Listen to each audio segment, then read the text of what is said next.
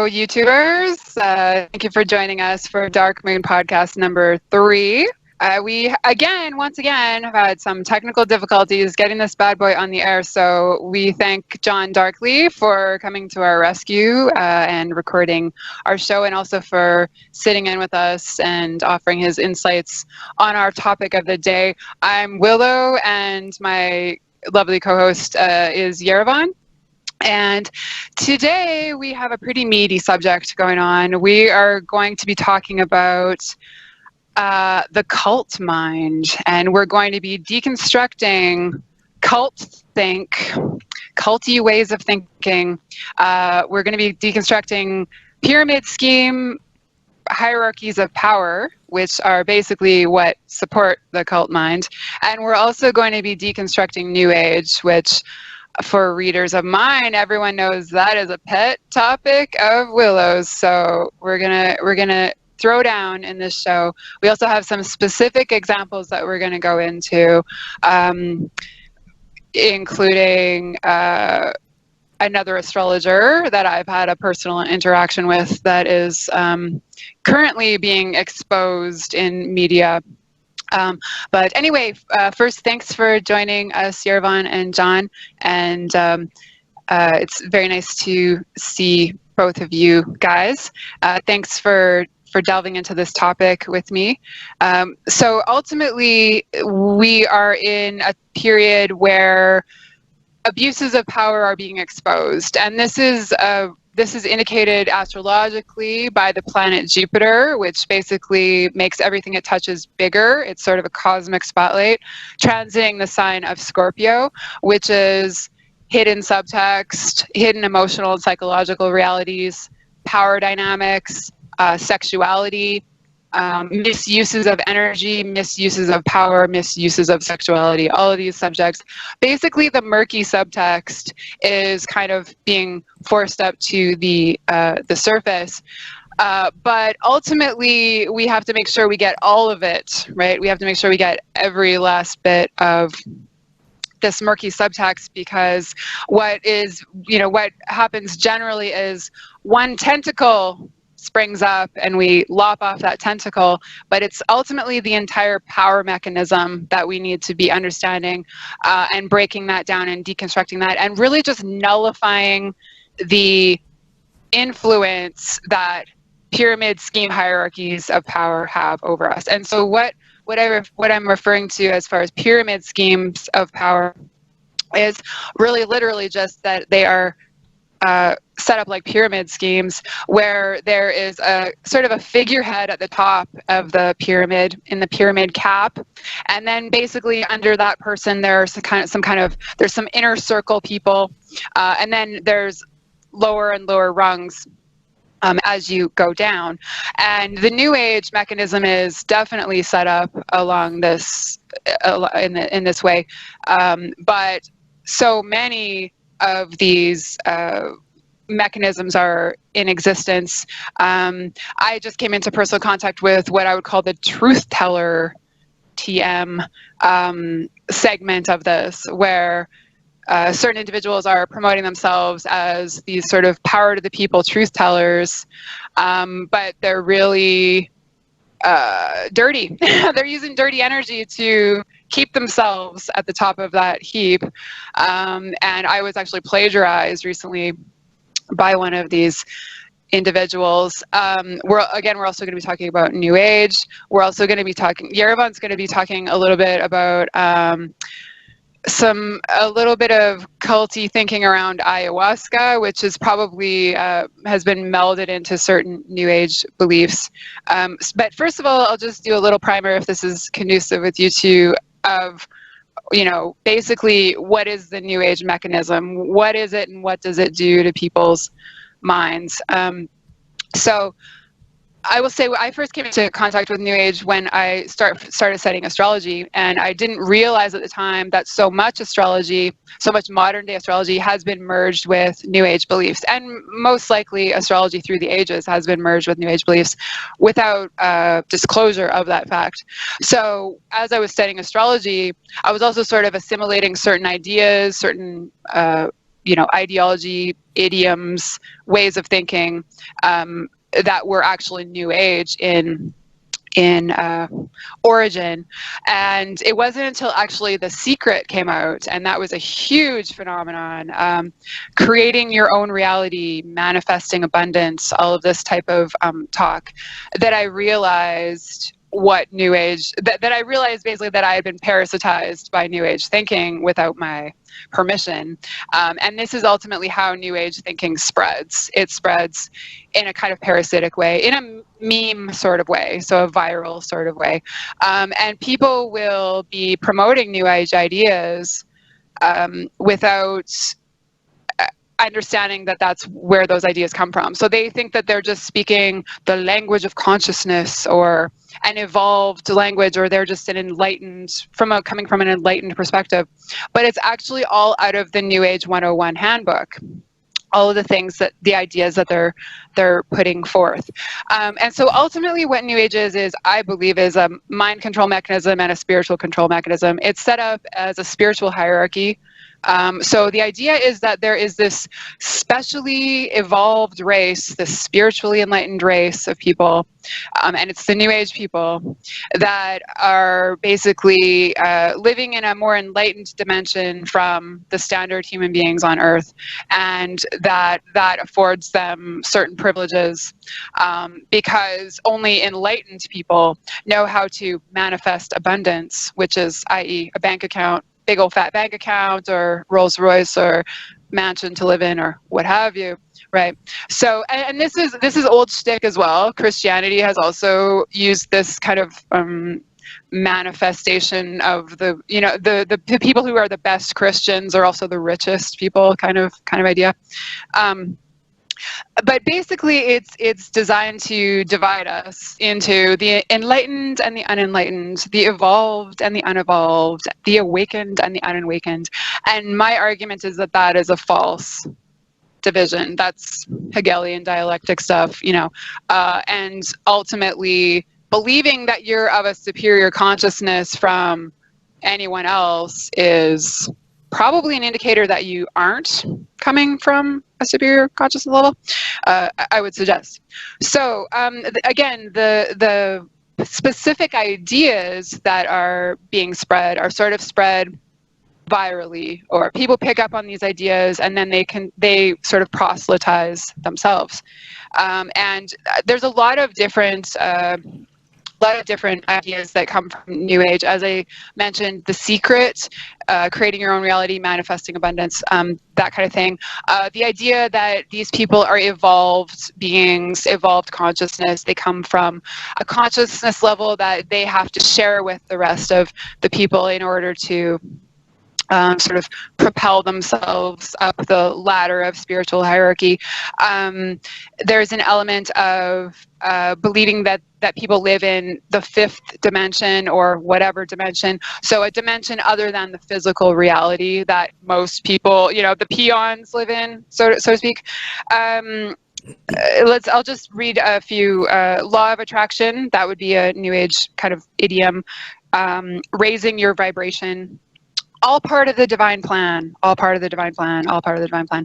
Love and light, that's a common thing. Repatterning your limiting beliefs. Ascension, there's an ascension paradigm. So basically, again, you're ascending up the ladder of spiritual hierarchy by following these New Age gurus, by following these New Age ideas, and by basically giving over your own brain, your own thoughts, your own mind, your own beliefs to this New Age paradigm. Oneness. Okay, so they use this concept of oneness, meaning everyone thinks the same way. So if you don't think this way, you're not enlightened, you're dense, you're, unevolved, you're coming from a lower dimension. The higher self and the lower self. Again, this hierarchical understanding that there's, this higher version of ourselves versus a lower version. Transcendence of the problems of Earth, that's a huge one, is basically the understanding that at a certain level of superior consciousness, we are not going to even come into contact with poverty, hunger, domestic violence, drug and alcohol addictions, mental health issues, homelessness. All of these pesky problems are left to the lower rungs of this ideology. So what struck me, of course, was the sheer lack of socio-political understanding that is involved in New Age. They're literally preaching that we all create our own reality. So there's no connection among realities being created, right? We can create a blissful reality for ourselves where the problems of Earth don't ever touch us. But of course, in reality, the way people are creating these realities is usually through financial privilege of some sort, through social privilege of some sort. So again, just a complete lack of sociological perspective, the idea that some people are rich simply because other people are being exploited and are being kept poor, right? The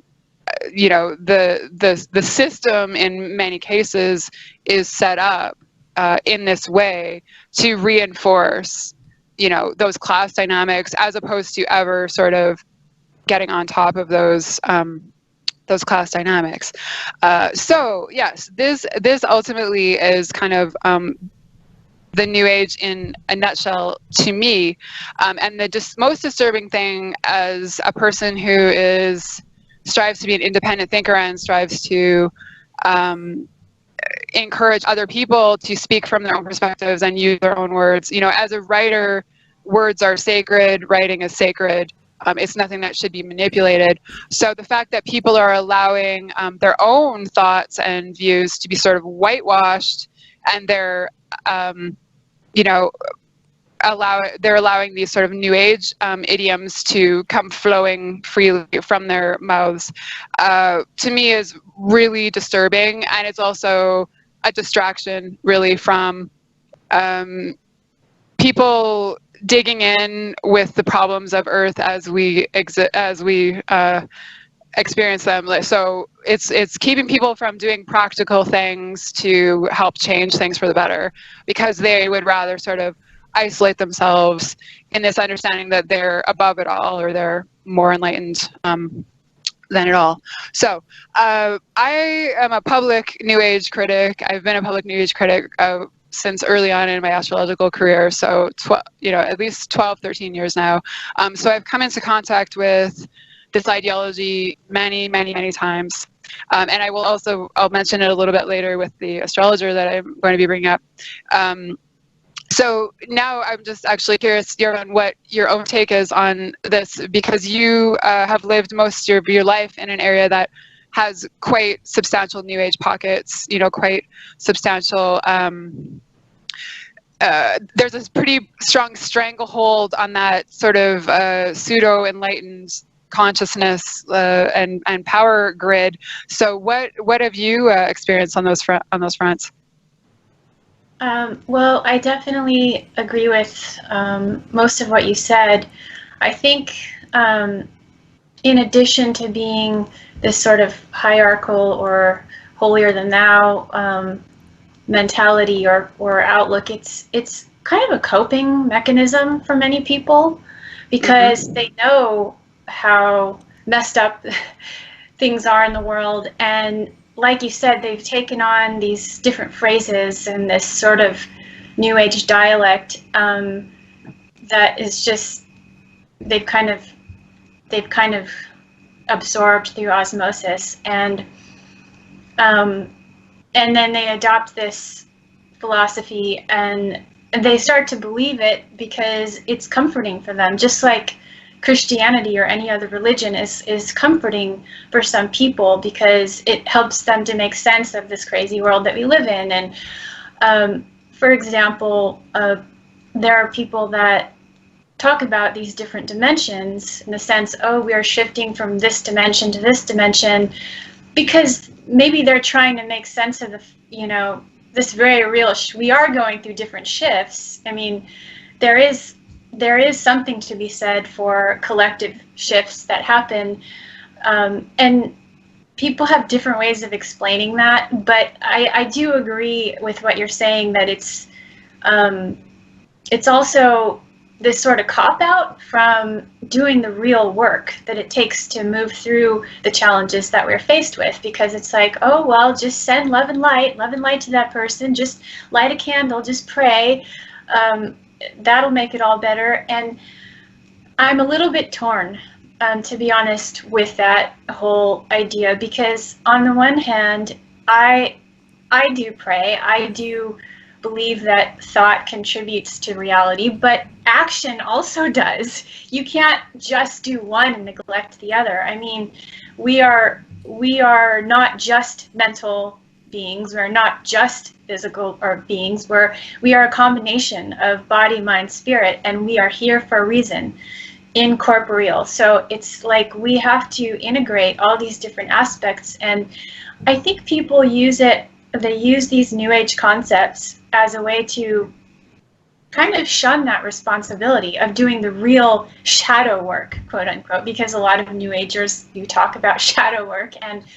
they talk about the ascension, and this sort of concept of nirvana, and even the concept of going to heaven after you die if you accept the Lord into your heart, and that there's something better that awaits, better than all of this. And I just think it's a sort of escapism from the fact that we have heaven, hell, everything in between here in our consciousness, in our world. And there's this coming to awareness that doesn't just happen overnight. It's a process. And yeah, people throw these terms around. They don't really have a true understanding of what these terms mean. And then it all gets really warped and twisted. And then there's all these money-making, these gimmicks, like you were saying, The Secret, that leave a lot of holes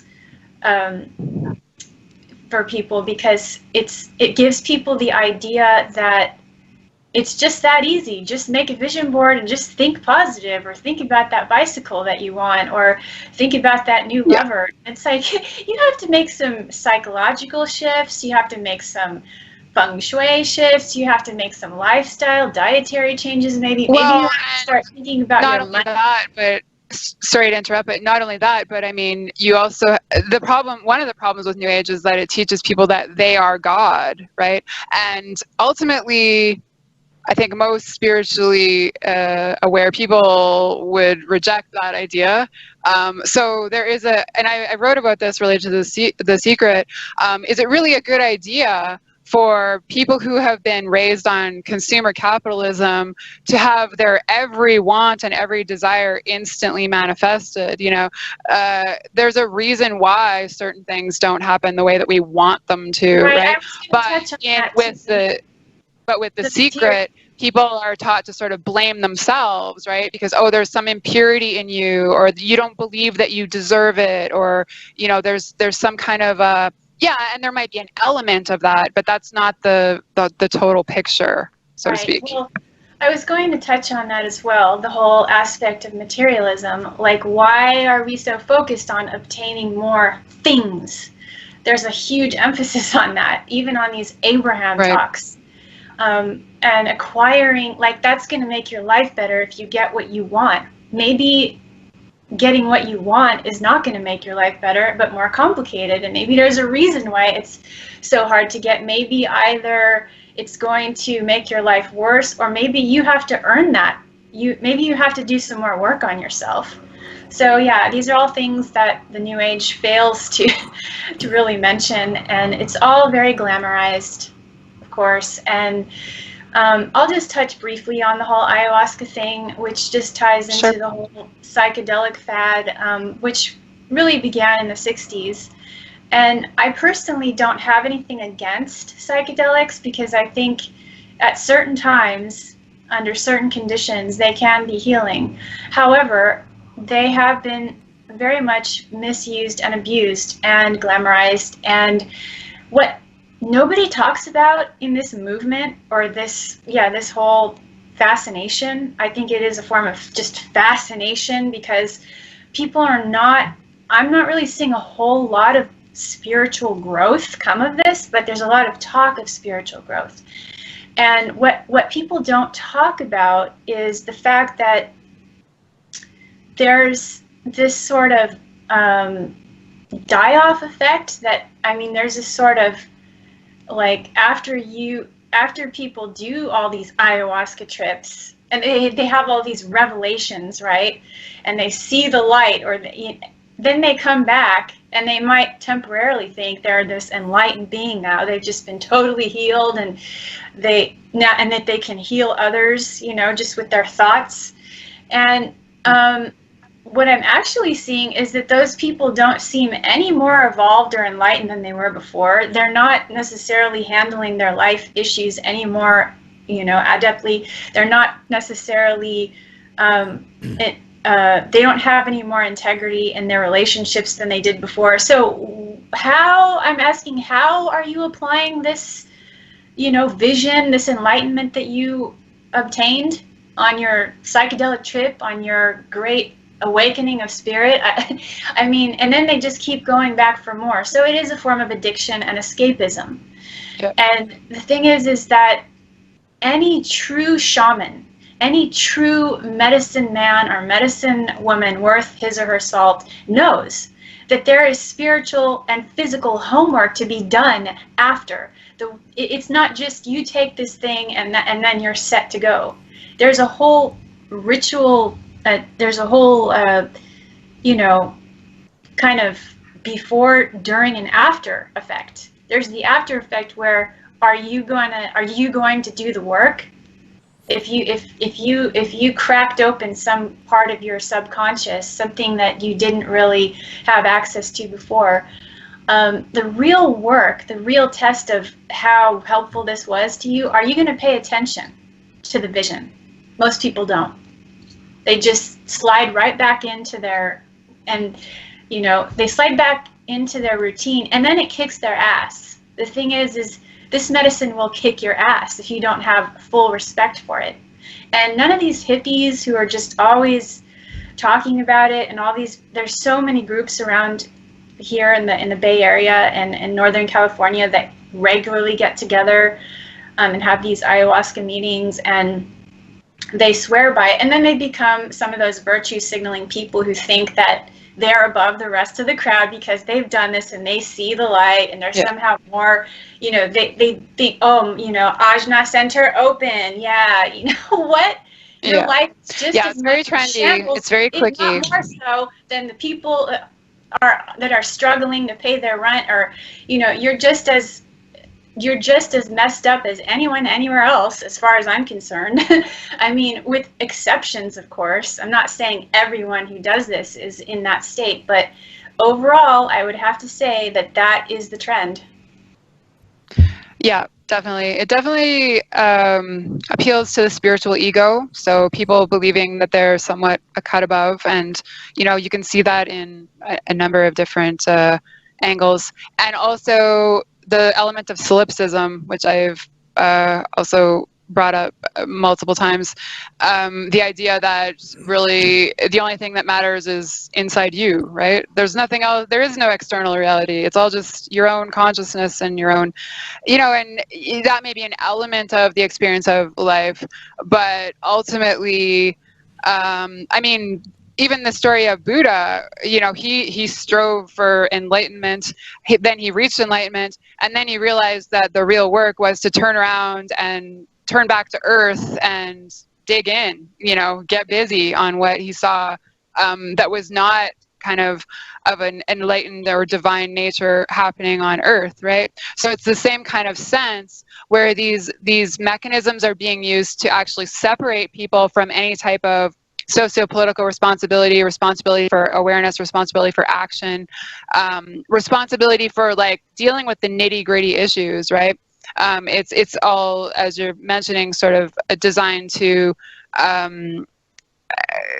you know, allow people an escape from that or a reprieve from that. And okay, if you will admit that that's what you're doing with this, that's fine. But so many people, I think, are using it as like an ultimate end, right? Like, oh, you just have to get to this certain state of consciousness with ayahuasca, and then like that's it. You're just an enlightened being, and you float on pink clouds for the rest of your time on Earth. Ultimately, I don't believe that you can. Yeah, it is.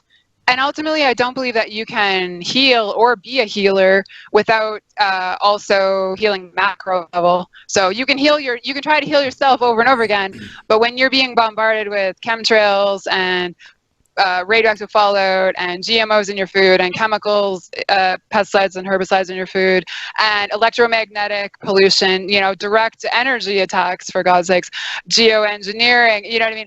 We've got all these layers of things that are causing distress to biological organisms, and shutting that out and believing that you're in a different dimension from that is not a long-term solution to that. So, anyway. I agree. You have any comments, Jon? Yeah. Well, it's an honor to be here, first of all. You both touched on a lot of things which made me think as well about my own journey, my own awakening journey, like they would say. A couple of things that kind of, sounded like it was something out of my story. It's like around 10 years ago, I was into the New Age. I mean, the whole list all the examples you said, like ascension, next level thinking, we are one, unity consciousness, all those things. They all sound very awesome, because absolutely what it actually in hindsight, what it actually appeals to is the group think. It's like, we are one, and not you, because you're not one of us. So I think what the New Age is doing is it separates true spirituality, or it mimics as being spirituality, but it's just it's a trick to kind of make you feel superior, I'm going to be in the fifth dimension anyway soon, because Metatron or something is directly saying that it will happen. So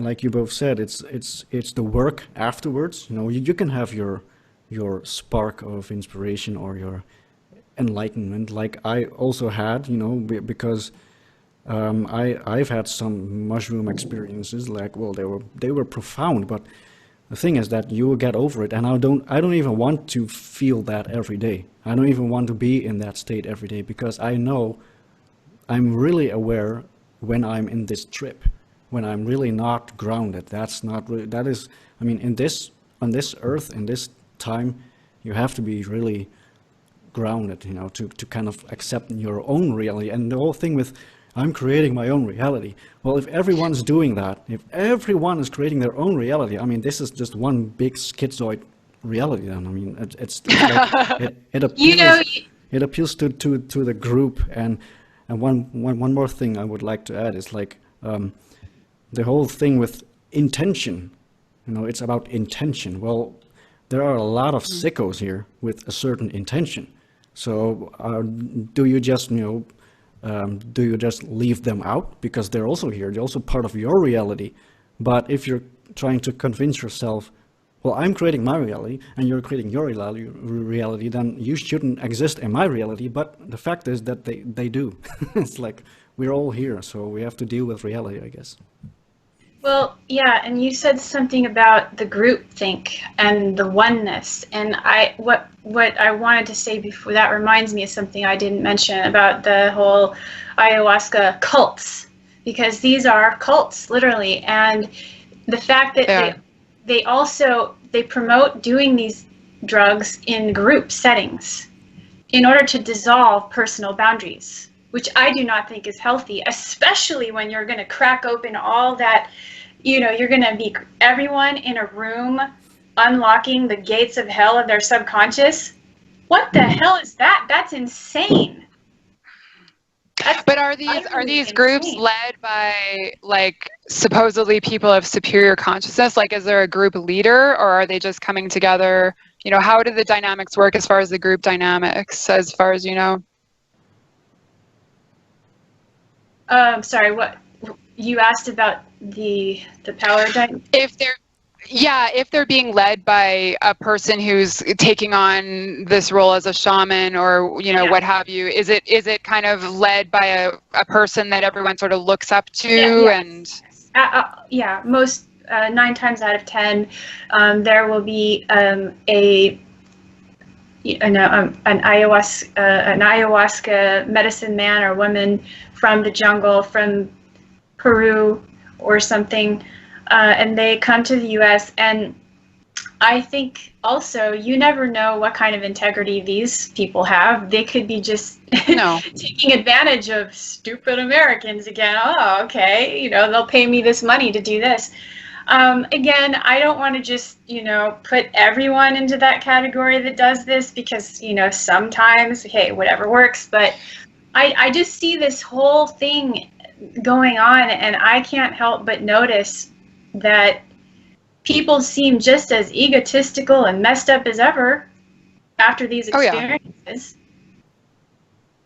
Yeah. And again, well, that's ultimately the point, I think, is that, if you're claiming a superior consciousness, you aren't of a superior consciousness, because a true superior consciousness would not be making those egoic claims. And it's a form of mesmerism. It's a form of keeping people in hypnosis, as a collective, keeping them under this idea of some kind of, like spiritual hierarchy or spiritual liberation even.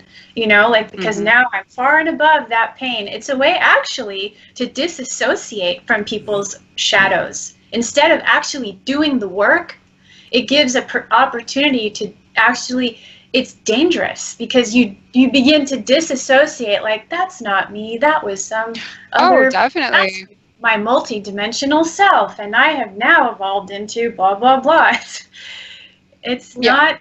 And I mean, there's a huge amount of positivity pushing, and literally anyone who has any type of a critique is just painted as like dark, negative, dense, coming from an unenlightened view, So it's this idea that, it's Neptunian, right? Everything's Neptunian. Neptune is all there is. Well, anyone who's been on a Neptunian trip and has then ungracefully come back down to Earth realizes that there isn't just Neptune in this world, right? We also have Saturn, which is bringing us down to reality. And that's ultimately, I think, one of the elements that is being sort of glossed over. Neptune and Pisces. And we're at the end of the astrological Piscean era, and we have the wounded healer moving back into late Pisces from September to, I believe, September 2018 to February 2019. So we have these wounding old era dynamics coming up, and these pseudo-spiritual hierarchies are definitely a huge part of that, but basically also just the mind screwing, like the cult mind, the groupthink, the ideas that people have had implanted right in their minds. Also about spirituality, yes, but it's basically the wool has been pulled over our eyes collectively, right? And so Chiron moving back into Pisces is kind of like the tail end of that stuff. So I think seeing very clearly the manipulations of these sort of pyramid schemes in whatever form they take is really, really important. I will also mention that one of the things that New Age does, which is what all controlled opposition does, which I believe in New Age, I ultimately believe New Age is one of the spiritual arms of the global fascist government. I think that it's it's one of their psyops, basically, or one of their kind of mind screwing operatives to mess with people and keep people distracted and keep people from their own power and from their own voice, which is really what is powerful. Oh God, I totally lost my train of thought there. What was I saying? Sorry. So one of the things that New Age does, which is what all controlled opposition does, is it takes something that's very pure and beautiful and true and truthful and honorable, but then it adds a bunch of garbage to that. So it's basically wanting people to swallow the whole the whole thing, which is the garbage mechanisms as well, at the same time as you're accessing this pure thing. And so astrology would be one of the things that has been merged with this control mechanism, crystal healing, even channeling. Channeling is not new age. It's not really woo-woo to necessarily feel that you're in communication with the spiritual realms, or with a sort of divine intelligence, but when it's added, when the new age ideology is mixed into it, then it becomes corrupted.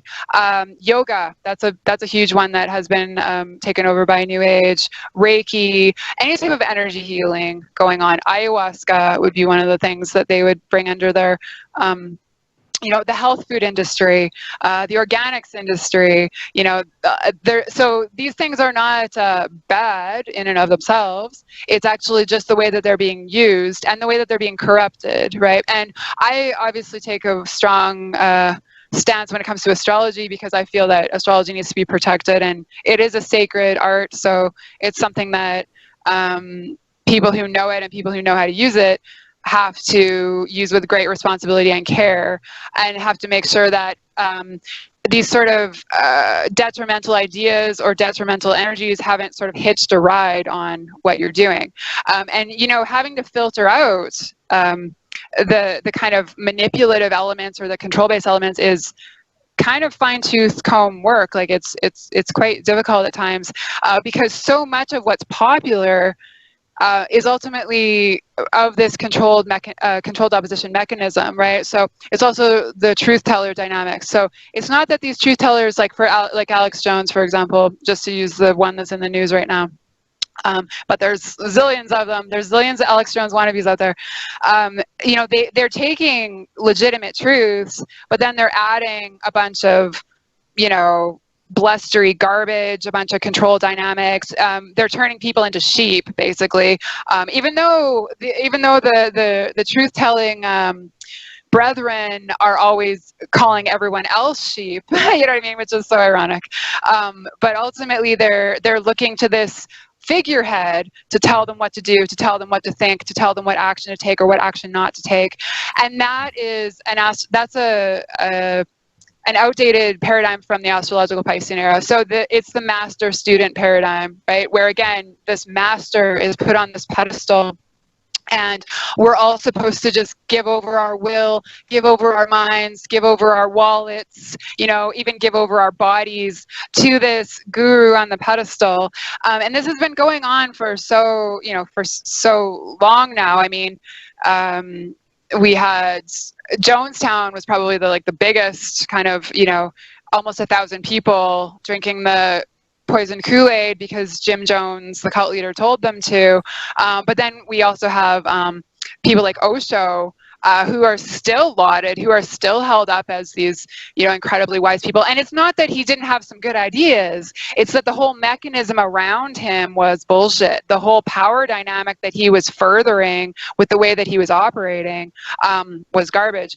If anyone has not seen it, there's a documentary called Wild Wild Country on Netflix, and it really delineates the whole Osho trend. And so this kind of dovetailed. The Jonestown massacre happened in 1978, and Osho moved to the States to escape criminal prosecution in India at the end of that, so at sort of the beginning of the 80s. So that was kind of a big sort of zone for those types of, that type of cult mind. But I mean, we see it in more subtle forms all the time. And the astrology game in particular, I don't like calling it a game, but at a certain level it is. It's one of those areas, I think, where you can really see this kind of old, outdated, guru pedestal stuff, where people are wanting so badly for somebody to believe in, like a person to have as their figurehead. And as we move into the astrological Aquarian era, things get much more egalitarian. They're much more kind of immediate comrades doing the similar work that we're doing, you know, there isn't that same kind of puffed up Neptunian spiritual hierarchy there. You know, those same smoke and mirrors aren't going to ultimately work, because, you know, they might work temporarily, but we're definitely shifting into a time where people have outsmarted that stuff. And there have also just been so many abuses of that pyramid scheme power that, you know, we're going to get to the point where it's just not going to work anymore, right? But they're all fighting tooth and nail to maintain that those public platforms, which I think also. Sorry, go ahead, Yerevan. Did you want to jump in there? I just wanted to bring up really quickly. Hey, Jon. Jon and I watched this documentary. Just about to say that. He shared with me the Kumare. Why don't you go ahead and just give a short, you know, like summary of what that's about. Okay. It was both funny, it was humorous and tragic at the same time, because it illustrated just what you said, Willow, how desperately people want someone to, you know, put on a pedestal, basically. Mm-hmm. Yeah. So, yeah, the documentary is called Kumare, which is, you know, well, it's about an Indian guy who is just so Americanized. It's not even, you know, funny anymore. It's like he's just an American, but he's an Indian.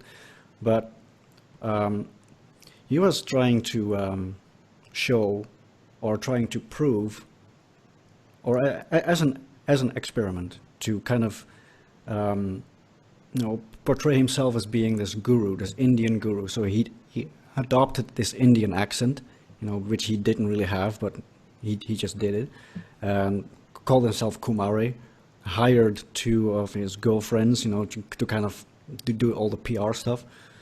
And so after not a long while, he actually got a following, a genuine following of people who saw him as an actual guru, right? So at first he was like, what the hell is happening here? I mean, I don't even know that much. I'm just saying something. I'm just saying something that I know. So, but ultimately he saw that he really helped the following. He helped those followers, you know, really with life advice and tips and, you know, tricks and insights. So at a certain point he was kind of like in this conflict. Well, should I go on because I'm actually helping?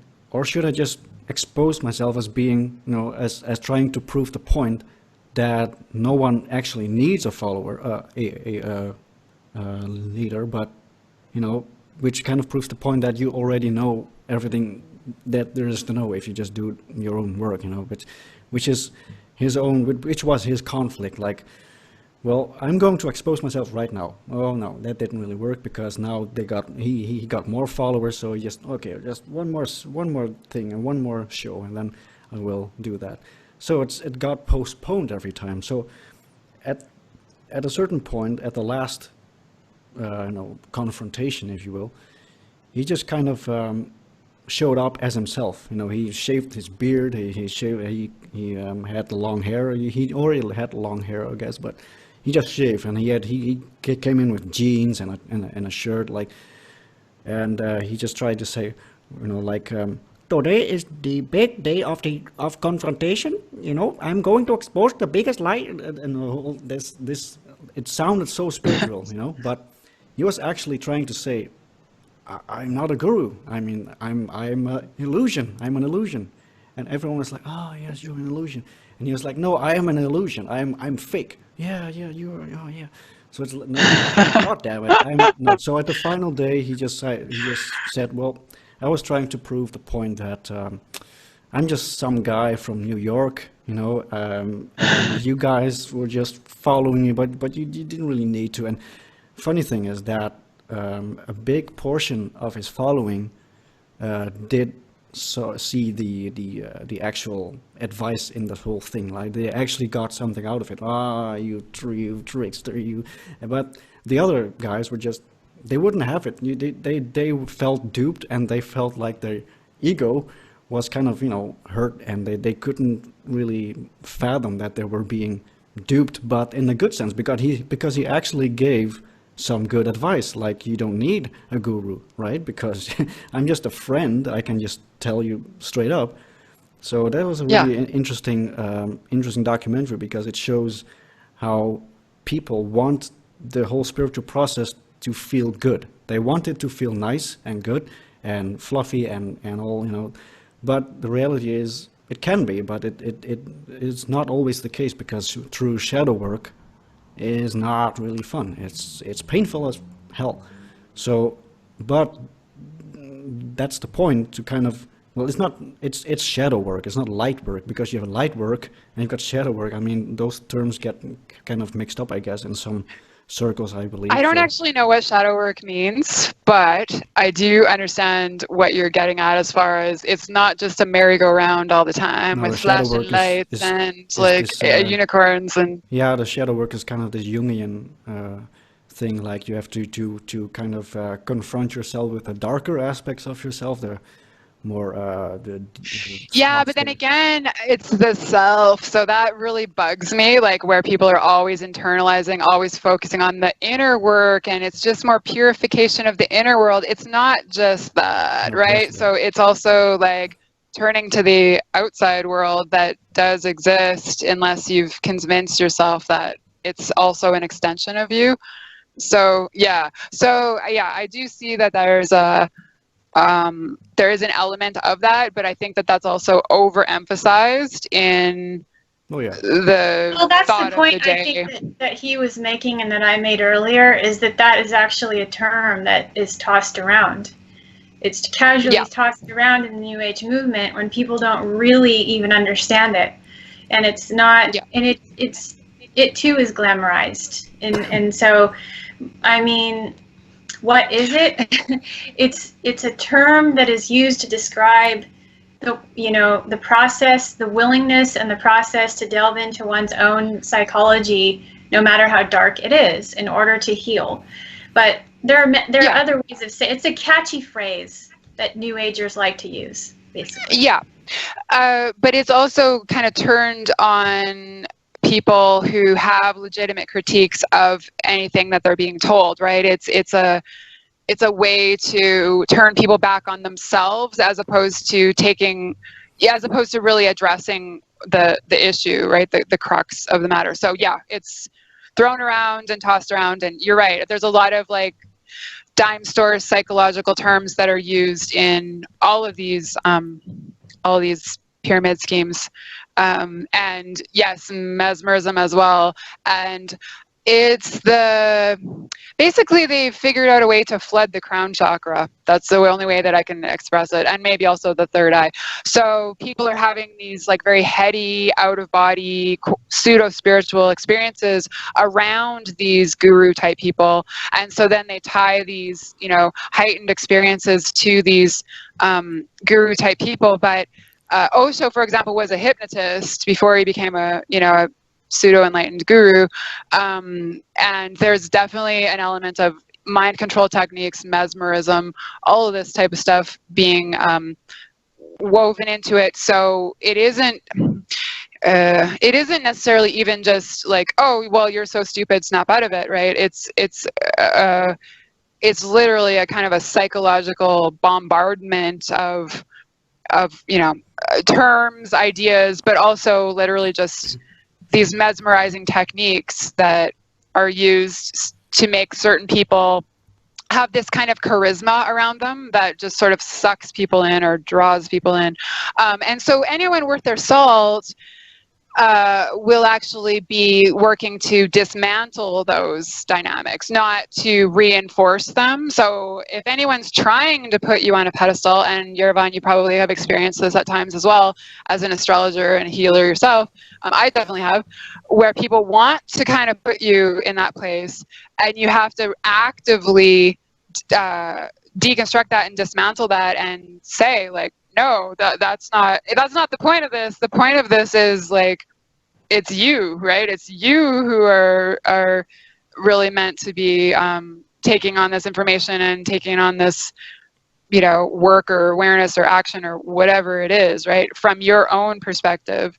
So I think really ultimately anyone who is allowing this kind of puffed up public platform or puffed up sense of who they are, puffed up sense of who they are spiritually or in a number of different ways, is really just kind of, riding out that last Piscean era whiff of ether, basically they're kind of riding out that last wave of people who are willing to just kind of give themselves over. And it's very, very, very dangerous. Okay. So that's ultimately the thing, is that most people want to look at these things as being fairly innocuous. But I don't believe that they are innocuous. And I mean, just for one of the reasons, there is so much abuse that happens in these schemes, in these sort of cult thinking dynamics, and sexual depravity, sexual misconduct is one of them.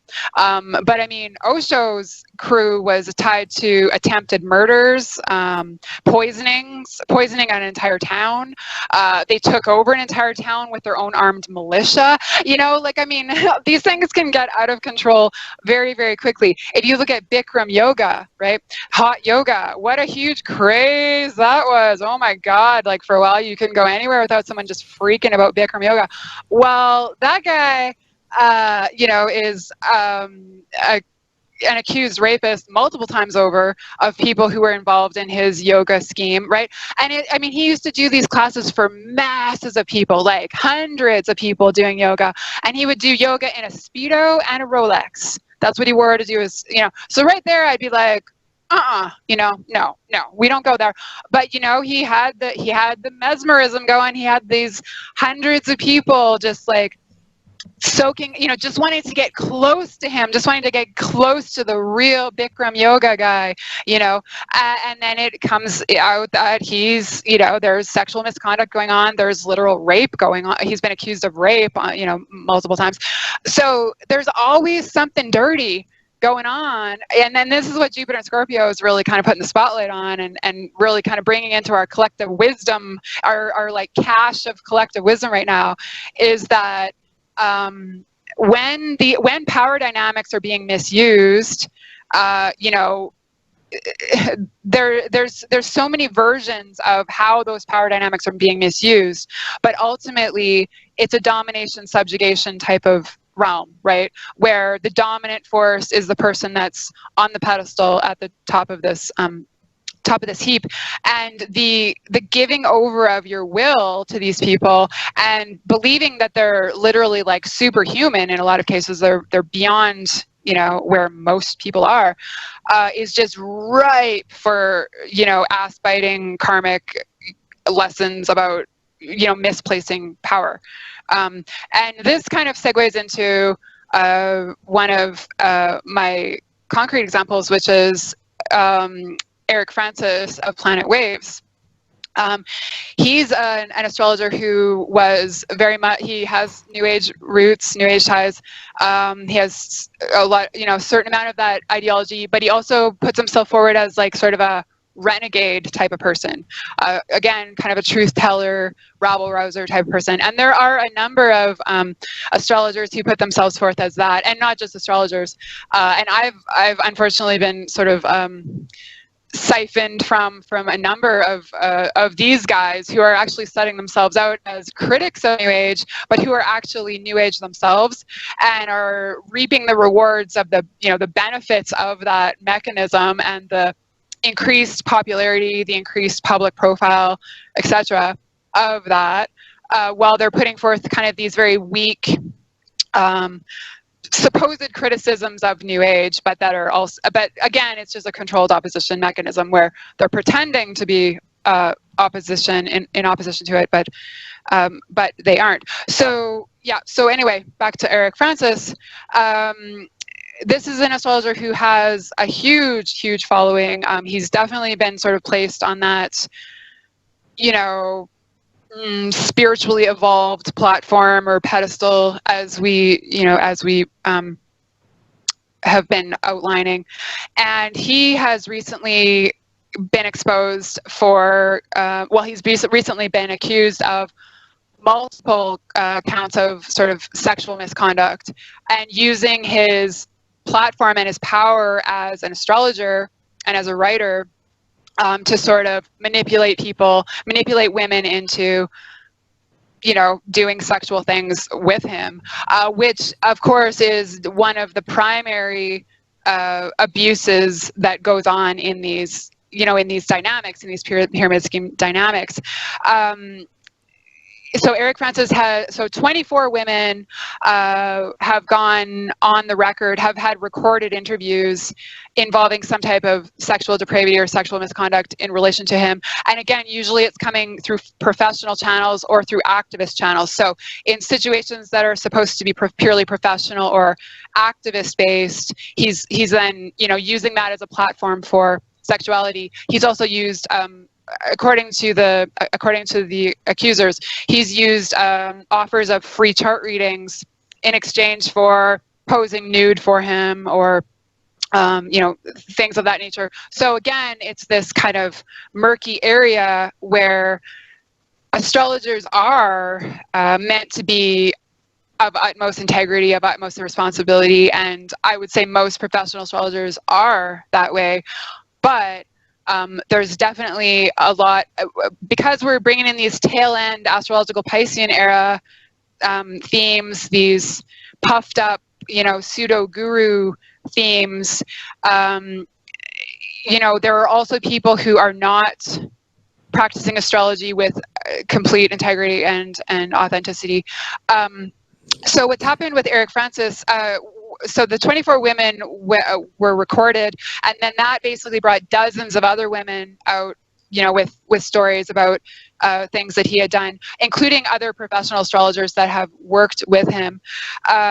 Just, you know, and it runs the gamut from basically just making sexual advances that were out of nowhere, like, you know, no reason for them.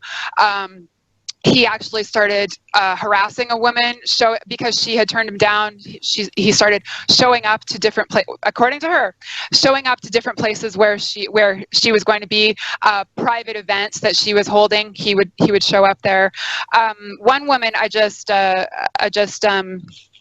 wrote down, he had given some editing work, and you know, and he's able to do this, right, because he's a big, you know, fancy astrologer with a big fancy following, so he has the ability to have this whole stable of underlings, right, that are just like desperate for any type of paid astrological work, because it's, you know, it's very difficult to make a living in this profession if you're practicing it correctly, right? If you're not using that puffed up Neptune. Anyway, so she was doing editing work for him. His website is called Planet Waves. It's quite popular. He also wrote a column called Planet Waves in one of his local newspapers for 20 years. Wrote, I will say. I'll go into that afterwards. So he invited her to his home for dinner with his girlfriend of choice. He called her his girlfriend of choice. So he made it obvious that this was an open relationship. He offered to give her a free reading. This is a pattern with him. And it was very sexually explicit. That's also a pattern, I appear. He dropped innuendo. She says he dropped innuendo about the threesome, which she turned down. The next day, he sent her some files that he told her were editing for her to do. And included in those files were pictures of him masturbating into a mirror that had been taken from his erotic photography book called Book of Blue. And this is kind of a chronic thing. Chronic thing with him. A woman says he offered her a free chart reading. She went and he masturbated in front of her. Let's see, another much younger woman received a message from him out of nowhere that he wanted to lick out her ass. Like, so you know what I mean? Just very flagrant things going on there. And then, you know, this is really interesting because a lot of Eric Francis's followers, as I saw, were sort of coming to his defense online and were basically saying that these women are lying. You know, they're just trying to take him down because he was critical of the Me Too movement and all of this stuff. But ultimately, you know, well, what it says in the article about this, and this article is called, just and in case anyone's wanting to look it up, It's called Bad Moon Rising. Controversy over local astrologer brings Me Too movement home to Ulster. And this is an article that was written by Jesse J. Smith for the Hudson Valley One website. And Hudson Valley One is sort of a media website around Kingston, New York, which is the home area of this man. And he, it was apparently sort of a best kept secret in the art scene of that town that you should watch out for this guy, you know, because he's creepy. He's doing this stuff. And I myself, you know, was part of this pattern with him as well, because I was contacted by, I can't remember if it was him or if it was one of his underlings who contacted me in November 2011, and he wanted to post one of my articles on his blog on Planet Waves, and with accreditation. And I said, sure, that's fine, as long as, you know, it's linked to my site and people know where to find it. And immediately after that, people were just freaking out. Like people were freaking out that like the great Eric Francis was posting one of my articles.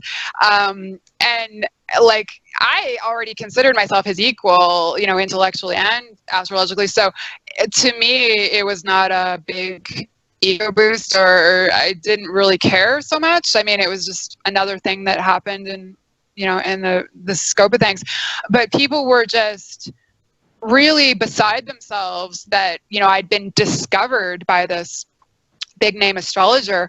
And I actually wrote a post about it, like just saying, you know, I don't do celebrity. Like, I don't care about this. You know, this work is not about popularity.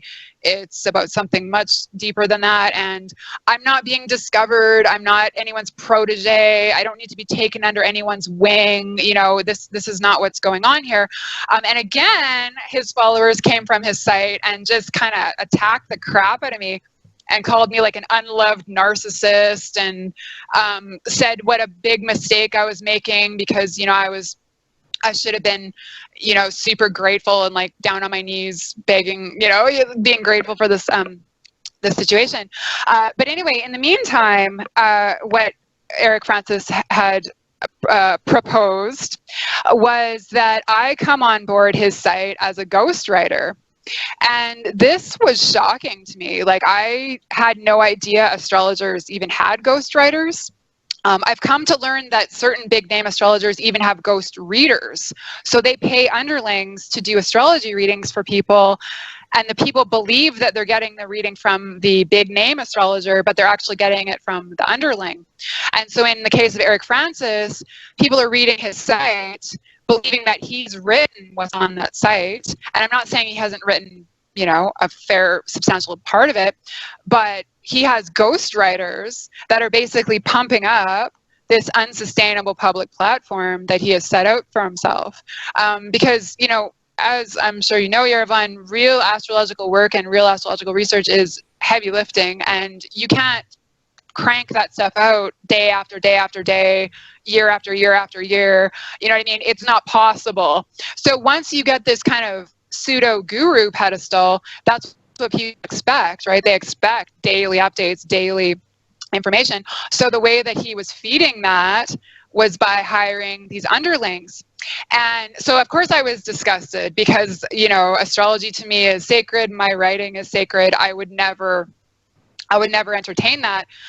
But again, because it's so difficult to make a living in astrology, people are willing to compromise themselves like that. They're willing to do that kind of thing for the shot, right?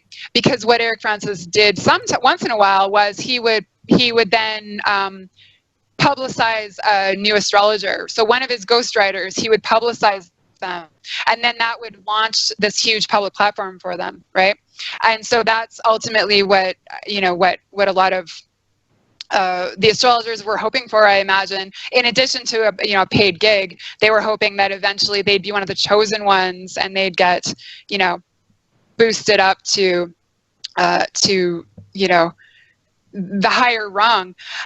So, you know, what, again, I was disgusted by the fact that he thought that I would, you know, subvert my own identity and my own work and just sort of allow him to consume what I do and me to put it out in his name. I mean, that was just literally mind-boggling.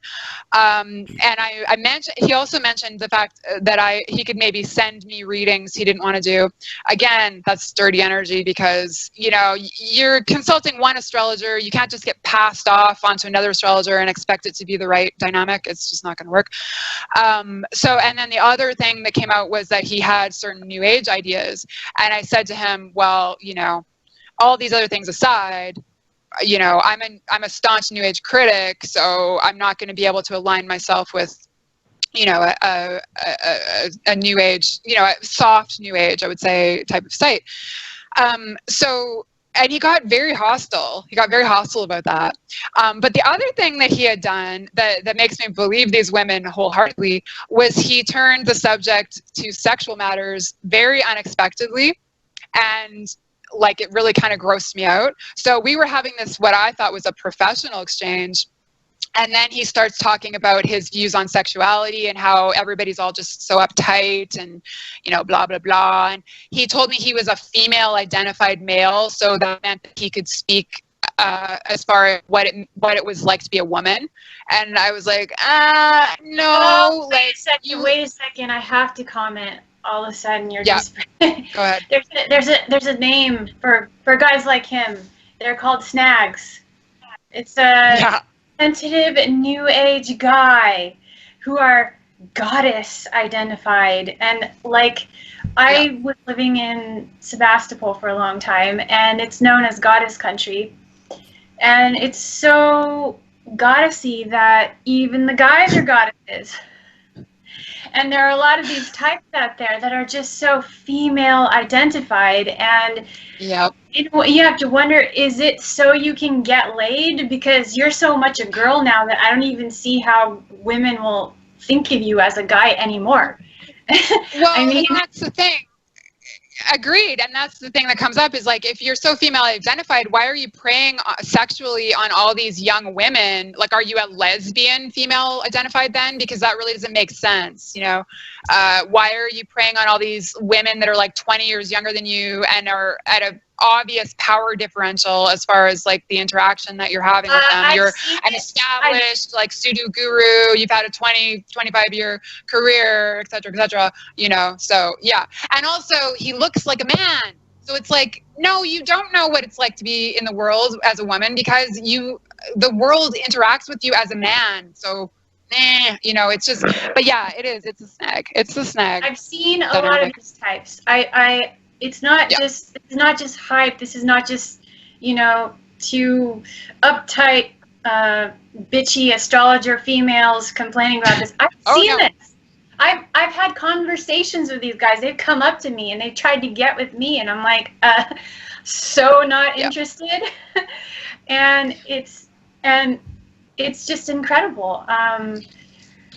But no, I completely agree with you. It's something that needs to be called out. And I've come into contact with it more than once as well with other astrologers. So you're right. It's kind of a widespread thing, and it's a New Agey thing as well. Definitely. And the really funny thing is, okay, so I'm just going to run down what's actually happened. So since this kind of bombshell article came out, you know, exposing what was really just like a best kept secret, like, I mean, you know, or not even best kept secret, like basically most people kind of knew about this. Eric lost his column in the longtime newspaper that he was writing for. He lost his weekly radio show. He lost a contract with a New Age institute called Omega Institute, a retreat center. And he also lost a speaking slot at an astrological conference. I can't say for sure. It may be the Kepler conference. I'm not entirely sure, but he lost so since then, he has come out and threatened to sue all of the women who are, you know, making the accusations. He's threatened to sue all of the places of employment that have, you know, ended their terms with him. And he also rolled out the standard New Age deflection technique with the shadow work. So I'll just get that So his claim is that people are just projecting their own darkness on him, right? And that's a common New Age deflection of any criticism, no matter how valid, is just, it's your own darkness that's making you experience things that way. So this is his direct quote. It's always about the person they're projecting onto, that creep, that weirdo, stalker, and manipulator, that infamous, condescending, womanizing, abusive pig. They are talking about themselves. No, Eric, they're talking about you. They're talking about the things that you've done. They're talking about the misconduct that you have exhibited, sexual and otherwise, because I will just put on the record here, as we're looking at Jupiter and Scorpio and understanding abuses of power and abuses of energy, using underlings as anonymous, workhorses to puff up your own public platform, and to make people believe that that's your words there on the screen, or that's your words in a reading. I'm not saying Eric Francis did the ghost readers. I do know of another astrologer who does, but that is a misuse of energy and a misuse of power. So whether that exhibits itself sexually, as it did with Eric Francis, or whether that exhibits itself as just people being used and misused and exploited for his public platform, it's all kind of under the same umbrella of this misuse of misuse of power and misuse of energy. The really funny thing is that the article that he posted on his blog from my site was a Mars in Virgo retrograde article, and it was all about cleaning up sexuality, okay, and like having boundaries, and so I'm just going to quickly read that excerpt just because it's so hilarious that this is what he brought onto his site while he was conducting himself the way that he conducted himself, which included an inappropriate sexual exchange with me as well. Okay, so this is from my article. There is a sexual element, Mars, to health, Virgo, here. A more precise application of sexual energy is required. A new understanding of the effects of sexual activity on health and on the surrounding energetic environment as a whole comes about here. The too much, too fast, too soon sexual ethic constantly shoved down our throats is rejected by those who use this transit well, and the application of sexuality is streamlined with a new awareness and focus on the health of the individual, the partner, the relationship, the immediate social groups and society, and the spirit in general. There's a rewiring of attractions and sexual habits here, a clarification and a removal of toxic sexual connections, holistic sexual health. You know what I mean? So the hilarity of it is that he wanted to fold in a New Age critic on a New Age site, and he also used that, that article in particular, while all this kind of craziness was going on, And I think there's a real distinction that we need to make with Jupiter. So Jupiter is kind of in this very dense area of Scorpio right now, heading into the last decan of Scorpio, and it's coming over its retrograde shadow. So it's this stuff's all been dug up, right? And we've seen parts of it with the Hollywood movement, the sexual depravity that goes on in Hollywood. They didn't get, I think that was partially done to cover up the pedophilia that's going on in Hollywood. They definitely didn't delve into the pedophilia side of things. They delved into, adult, sexual misconduct and things of that nature. It's a distraction. It's just a distraction so that they continue doing what they're doing undetected, unsuspected. Yeah, it's a tentacle. It's one element of what's going on, but they haven't gotten right to the root of it exactly. Oh God, again, I totally forgot my point. Okay, so yeah, Jupiter's moving through the really intense area of Scorpio, and Jupiter relates to morality and ethics, and Scorpio relates to sexuality, power, hidden things, secrets, and all of this type of stuff. So Jupiter is also acts as kind of like a cosmic spotlight. So between now and November 2018, this is all kind of again coming into the spotlight. Then we also have a Venus retrograde in Scorpio in the last quarter of 2018. And that is going to bring all of this stuff up as, very intense for the last quarter of 2018. So we have to be, working on this stuff. We can't be glossing over this stuff. We have to be helping people when they're coming out with this stuff, So if women are coming out in droves with these stories about Eric Francis, and when, you yourself have experienced something similar with Eric Francis, we have to, and the thing that they do is they threaten legal action, right? Or they skewer you publicly. They use their big public platform to skewer you publicly.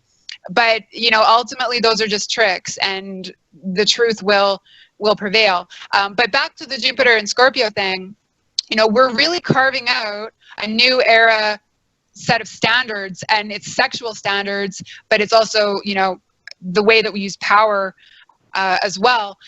And there's a distinction that has to be made between morally or socially criminal and legally criminal, because a lot of the things that Eric Francis was doing, would be pretty slippery to get a criminal offense, kind of on the books, but it's certainly morally and socially criminal. And so what we have to do as a population, as a society, is draw our hard line in the sand there, right? And make things morally and socially unacceptable, even if they aren't legally unacceptable, because there's just so much of this stuff going on. It's absolutely rampant. Like I said, I was blatantly plagiarized by one of these guys who promote himself as a truth teller, which is really hilarious. And I emailed him and asked him to credit my article, because I said it's very clear that you've taken, this section of text from my article. It was very close to word for word. Sorry, my headset doesn't fit properly. He had left in obscure research sources that I had used in sequence, the same wording sequence. He had actually inadvertently left a link to an old article of mine that I had linked to, because he had literally just copied and pasted this section of my article. And when I brought this to him and I said, I'd like you to either credit my article publicly or remove that content, he denied it. He made a blanket denial that he had even sourced from my article, and he basically diminished my article and said there was nothing original in that article. Well, it was all original reporting. It was all original research. I had dug out those research links, painstakingly. So there's absolutely no way, that he put that together himself 3 days after I wrote my article and published my article. So I was forced to actually go above his head to a website that posts his articles, and I again just made the same request of the editors, and he sent me an absolutely malevolent email threatening me, threatening me in tone to think real carefully about opening up my big mouth again on this subject, and he also threatened me with legal action. Which is really, really crazy, because it's a blatant case of plagiarism. No thinking person could actually say that this was not a case of plagiarism.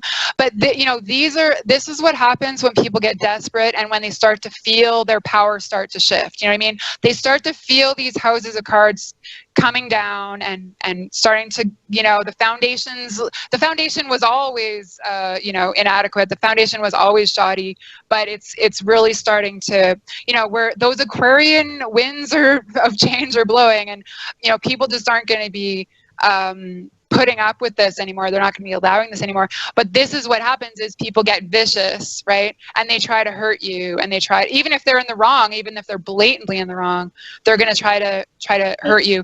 So I think what we need to do as a society is really, we need to kind of like form a protective shield, around people who are telling the truth, and who are trying to expose this. I was just going to say something about that. And, I don't know if I kind of have a different view about society and versus the individual. I think people do need this information and to self-educate on the matters, and that I don't rely on any group to protect me from anything. That's for damn sure. Oh no, definitely not rely on it, but it's needed, because when you're out in front, like the information is desperately needed, because you have been I know that to be a fact, that you have been so widely plagiarized, and sometimes by people that have a much greater following than yourself, and that is just almost so always, unethical. And yeah. Unfortunately, most of these people have been men who now have huge followings, but your work came years before theirs. And then all of a sudden they make a fad out of it. And then all of a sudden, tons of my friends and associates and people around me are using these phrases and these slogans. And some of them, you were the first person to say these things. And now it's this catchy thing on YouTube and Facebook, and people act like, and these people act like they invented it. It's just, it's crazy. Yeah, and I mean, this is something that's gone on in the arts forever, right? And I mean, I consider astrology and astrological writing as a spiritual art. So, people have been ripped off like this. Oh, it has happened to me as well. It hasn't happened. Oh, absolutely, to the same magnitude as it has for you, like word for word. Well, maybe not as black and white, like as provable quantifiably, right? But when you've been stolen from. 100%, beyond a shadow of a doubt, have noticed people copying my work or stealing my ideas, or if I contributed to an idea of something, I've had so many people rip me off, it's not even funny. And there is so much of that rampant throughout the New Age movement. I don't know what it is about the New Age, but it really attracts those kinds of people that are willing to. Well, because they're trying to. They're trying to bolster a facade that isn't sustainable through them. So they have to steal from other people to keep that train rolling, to keep the facade puffed up, to keep that daily content coming out. Because a lot of these people are not original thinkers. A lot of these people are not original thinkers. And they're just adopting, again, New Age idioms, New Age ideologies, New Age ideas that have just been regurgitated and recycled for like hundreds of years at this point. Well, and so they don't have original thoughts. They don't have original creativity. Which, John, I know you wanted to add to as well, being too original for the music establishment. I wanted to add to that, how the rabbit hole just keeps, going and going, is that they are not original thinkers, but they will mix in a bit of their own personality to make it look like it's their idea, because it could be your idea, it could be mine, it could be someone else's, but they'll take that and then they'll weave it with their own personality, but basically it's a regurgitation of somebody else's idea because they can't think of their own. And then all of a sudden they get a bunch of applause because they're saying that's what's just so, it just makes you roll your eyes, because it's just like, I actually got plagiarized by this man who took a couple of articles of mine and turned it into like a 3.5-hour PowerPoint presentation that he took on the road in a multi-city tour. And I'm just thinking, like, those poor people who got sucked into a 3.5-hour talk listening to this guy that they more than likely had to pay for. I mean, you know what I mean? Like, it's just loving hearing himself talk, because I mean, they could read my zine. They could read this zine in like 10 minutes and they could get more information from that zine than they could get in that 3.5-hour long-winded, meandery, controlled opposition type of speech. So yeah, it's just, you just have to hope that they're... If it's any consolation, I have a sneaking suspicion of who that is, and I won't name names, but that person has not only plagiarized you, but many other people, and just kind of taken... absolutely. I mean, that's the thing. it's a collage of all these other things that other people came up with, and they're just putting it out there like it's their own thing. Oh, absolutely. And I mean, that's what this recent plagiarist has done too. That's the thing. I'm not saying it's just me. This is rampant. And a lot of these people that have these kind of bloated public platforms, that's how they sustain them, is by stealing other people's work, changing a little around the edges, and then putting it forward as if it's their own. So yeah, I absolutely, I know that if it's happening to me, it's happening to many other people, right? It's all being folded in. So yes, I agree with you 100%. It's just that when you have a blatant example, you have to out it, because otherwise this stuff just keeps going on and going on and going on.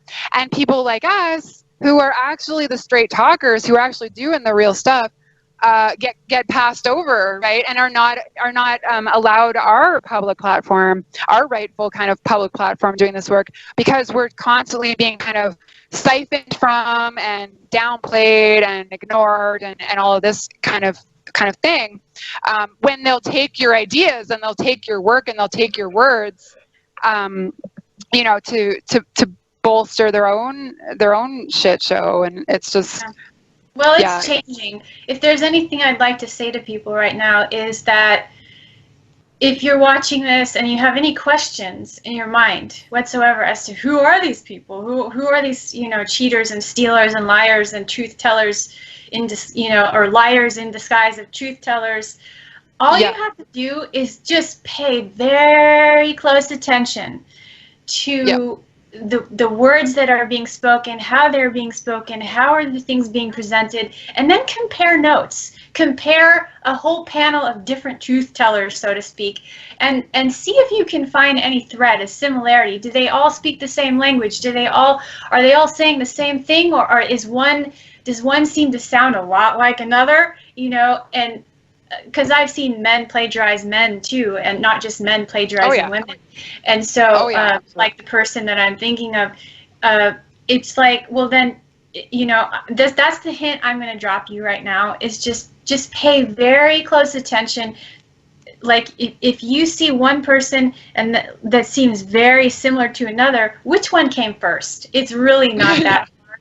It's just really, it doesn't even take a high degree of intelligence to do this. All it takes is a little bit of patience and the willingness to do the research yourself. And then you will discover for yourself. And then once you get through that's the problem. Doing research themselves, that's the key problem that we have, for sure. And then the other thing that you can look at is you can look at what kind of energy is being created, what kind of dynamics are being created through this person, right? Because it isn't so much the message, it's like the application or the effect of the message on the followers, right? So what are the follower, like, I even hate that word followers, but I mean, what are the followers of these people? What is their mindset? What are their ideas? What ideas are coming out of their mouths? Are they willing to think critically, think independently? Are they willing to criticize, ideas they don't agree with, or critique things that are obviously flagrant abuses of power or what have you? And if you have, for example, a stable of people that are willing to negate, over 100 women's testimony or statements that someone is, using his position in an inappropriate sexual way. If you have a whole raft of people that are willing to say that all 100, 200, 300 of those women are lying and it's just a witch hunt, against this person, there's something wrong there. You know what I mean? Like, if you can't get through to people that, this at least needs to be delved into, we at least need more investigation here. If the instant thing is to come to the rescue, come to the defense of the so-called guru, that's a problem.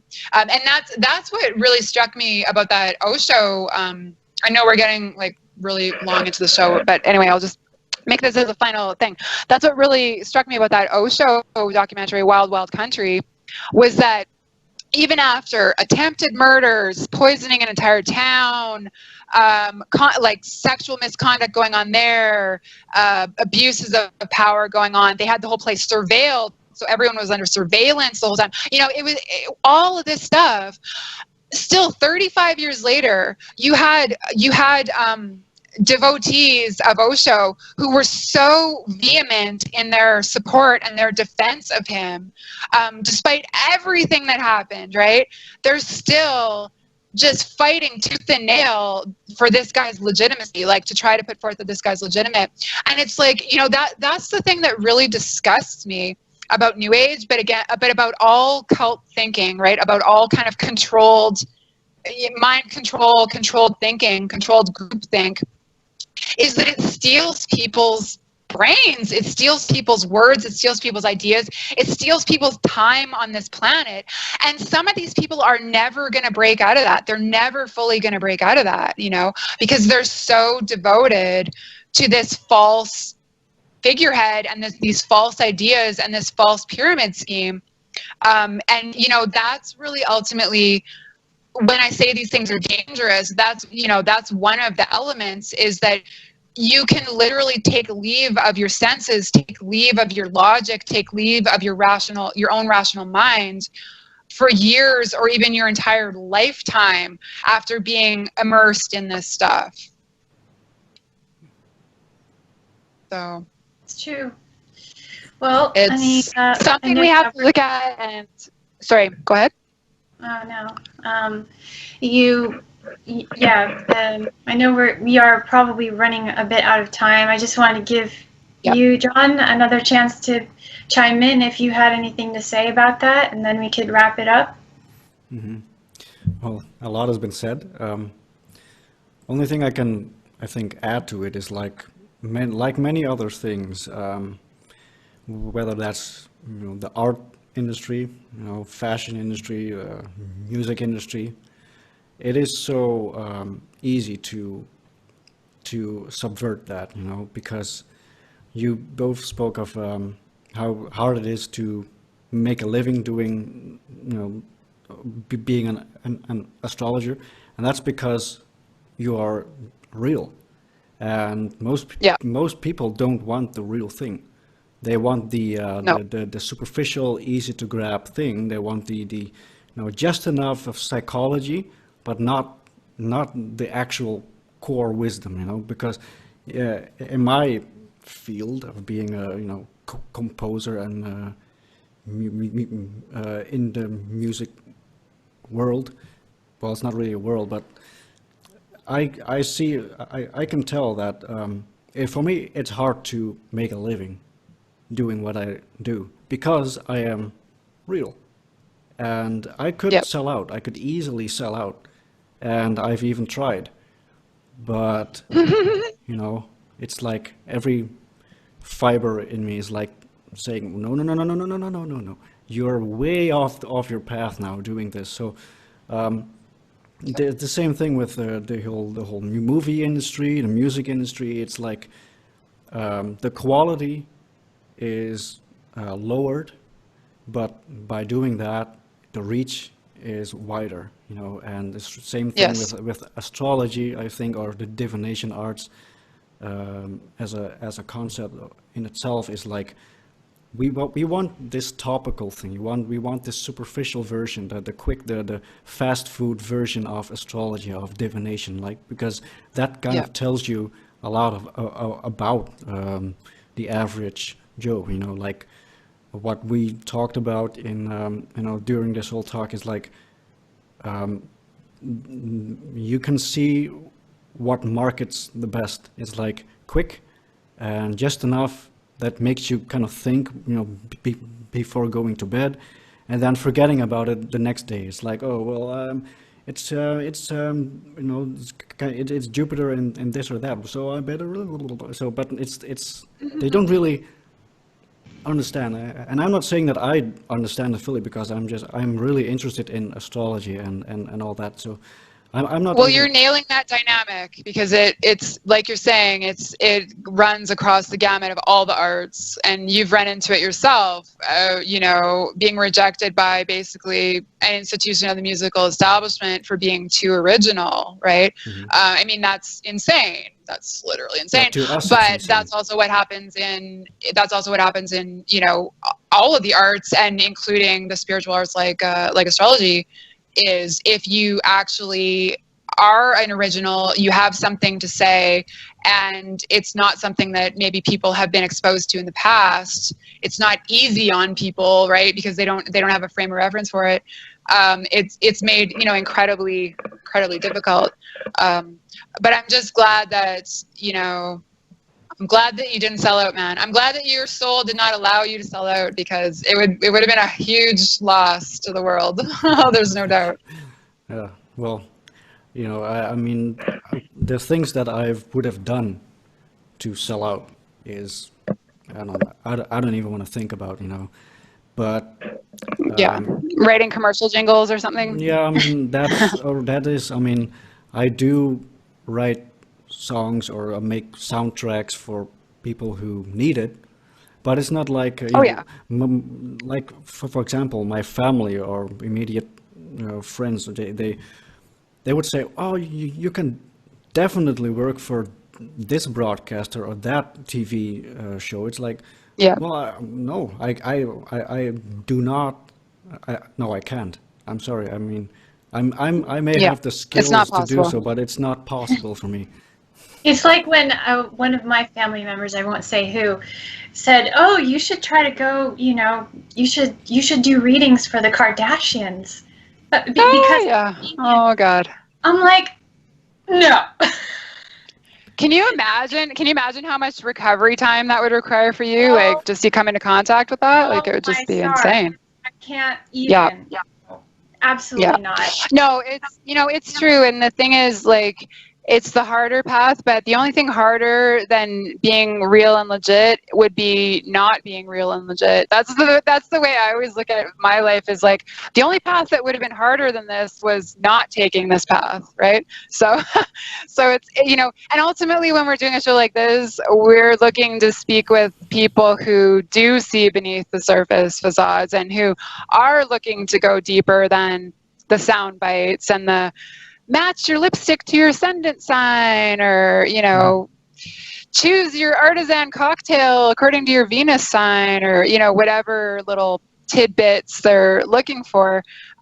There are still people who, you know, who get this stuff, and those are ultimately the people that I think we're, not to be elitist, because of course I would be happy for anyone to take an interest in these topics, but I think ultimately we are digging beneath the surface realities quite extensively, and the deeper you go, the closer you get to the core, you know, the fewer people you're going to find there, right? Because it does take a certain amount of personal sacrifice to get there, to get to those points. But ultimately, there are certain souls on this planet that have to get there or bust. It's basically the only way, right? And you know, I think we can. We have that conscious. That I think all three of us here are, you know, in what we have been doing in our lives, in our livelihoods, we have a conscience that says, no, you know, you can't sell out. That's not possible for any of us, I don't think, because it's not possible. What's more important is to have integrity in the work that we do, to put quality before quantity, before attention, instead of being this flashy, you know, I mean, the thing to look out for is if it's really flashy and loud and it's trying trying to overly emphasize the point and gain a huge crowd. Like, example, if you're trying too hard to convince anybody who's trying too hard to convince everybody, as many people as possible, that right there is a sign of a cult leader. Because the real truth speakers understand that the people that are really interested in the truth are that they're not appealing to the masses. They're there for the people that really want to know. So they're not sitting there trying to prove a point to the whole world. Whereas a lot of these people that have plagiarized you, they're trying to get as big a crowd as they can, as much attention as they can. They want to make sure the whole world understands this. You better understand this, because if you don't, it's like for the least amount of effort and work on their part too, right? Like as easy as possible on them, because they'll just pilfer other people's, like what other people's have poured like hours or days into doing, or years even of their lives, So yeah, it's really, it's like the whole split, between the mainstream consensus reality and the underlying reality, and you're kind of confronted with it, all the time. But I think talking about this stuff is what helps people to hone their own X-ray vision there, like what you're saying, just pay attention, do a little bit of research. Just having these topics out there in the world, I think helps to give people the skills, because people aren't taught to be critical thinkers. They're taught the opposite, right? They're taught like, well, if you didn't see it on CNN or Fox News, or Alex Jones didn't tell me about it, then it's not real. It's not true. It's all kind of spoon-fed, like intellectually spoon-fed. So for people to actually even take any type of initiative is a pretty big thing. But ultimately, that's what we need people to do, whether or not they are going to take that on. But yeah, it's a strange world we're living in. It's a very strange world we're living in. That it is. Well, yeah. It seems like I think we've hit almost the 2-hour mark, and yikes! I'm sure that we could keep going on this. We could have another episode where we delve into this further with different aspects of the New Age, and also, there are some positive things that can be gleaned from this whole movement as well. And we don't want to make it seem like it's all just dark and negative and all just a bunch of lies, but you really have to I'll just bust in. That is the co-opting, though, that you're talking about. I do think that New Age as a whole is a mind control and spiritual control mechanism, so right. It is not a good thing. But the things that they've co-opted, like you're saying, exactly. Still have a purity to them. Yes. That's what I was just to be clear. Exactly. That's what I was trying to get at, is that they have co-opted these ideas that are very ancient. They're not exclusive to the New Age, in other words. And so it's important to be discerning enough to understand what those things are, that spirituality is free from the category of New Age. I mean, It's been co-opted by the New Age. Yep. And it's not a hierarchy. You don't need a middleman. You don't need a guru. You don't need anyone to access your own, your own spirituality, your own spiritual guidance, or if you're an atheist, your own conscience, right, as a guiding mechanism. Well, so just add one, I guess, let me just say one more thing about that. Sure. One of the most inspiring books that I've read is called A Dying to Be Me by Anita Moorjani. And she is, I believe she's an Indian woman. She lives in Hong Kong, or I don't know if I got all the details right, but she was this woman that eventually developed cancerous tumors throughout her body, especially in her throat. And she had been indoctrinated from early on by her religious parents, but she had all of these different conflicting religious views. She had Buddhism, she had Catholicism, she had Hinduism, and she was sent to a Catholic school. And she grew up basically internalizing all of this nonsense into a form of self-hatred. And she realized that psychologically, while she was on her deathbed, she was very close to death. And she actually did have a near-death experience where she lost consciousness, her heart rate stopped, the physicians that were looking over her thought that she had completely, they thought she was gone, they lost her. And she you can hypothesize what this was if you're skeptical about the afterlife or whatever. But what I think is really awesome is that she had this experience of the afterlife, and she did see the white light, but she wasn't necessarily greeted by a host of angels or Jesus Christ or any of that. In fact, her biggest revelation was, among other things, was that God is none of these beings or these messengers or these things that we've come to deify, that God is more of a consciousness than it is any certain person affiliated with any sort of group or religion. And that we all come from this, and that for whatever reason we are having this human experience, and she came back and she was able to heal herself from this cancer. It all disappeared miraculously. But anyway, I just wanted to mention that because that right there goes beyond New Age. You can make of it what you will. You can try to analyze it all you want. You could say it was just in her mind. That doesn't even matter.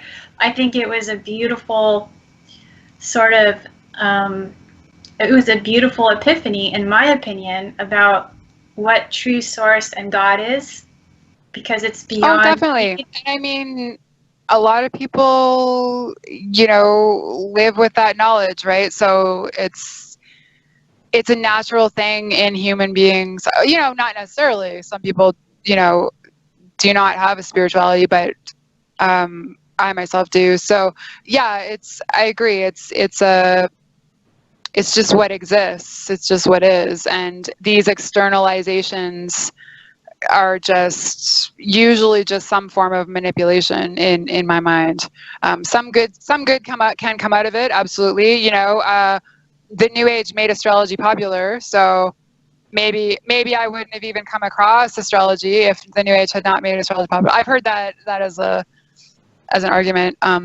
But yeah, anyway, it's been a good conversation. Thanks very much for participating, guys. And we will sign off here until next time. Thank you, Willow. Okay. Thank you, Jon. Thank you. Thanks, guys.